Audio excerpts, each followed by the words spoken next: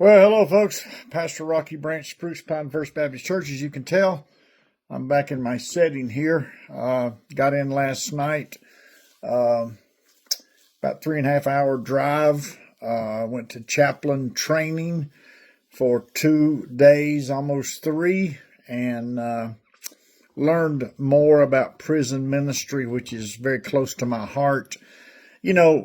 Paul had a lot of prison ministry going on. He was in jail quite a bit, and he certainly ministered to the people there.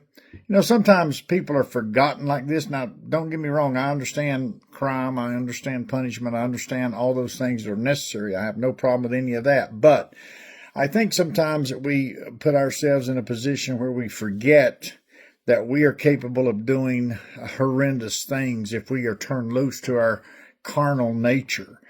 And I think that's a big thing to think about. Paul says in Romans 7, the things I want to do, I don't do. The things I don't want to do, I end up doing. And he talks about this person inside, this warfare that he has on. In fact, it's the word actually referee, this person inside that he's sort of talking about, that he does well and doesn't do well, and does okay and then doesn't do okay, and he does right and then he does wrong. And he says there's a referee inside of me that I'm trying to decide which way to go. And the old adage is there's two dogs inside, one's white and one's black, and the one that you feed the most is the one that wins the war.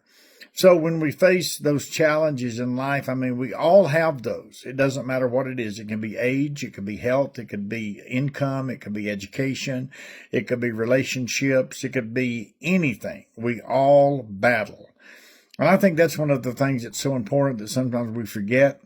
It's easy to cast dispersion on situations and places unless you're there. I've noticed this over the years of ministry, that when people find themselves in a situation, they change the way they feel about it.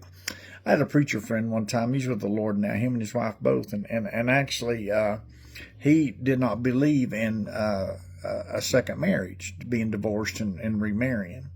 And I talked to him about that, and a little bit, because people have feelings about that, and that's okay.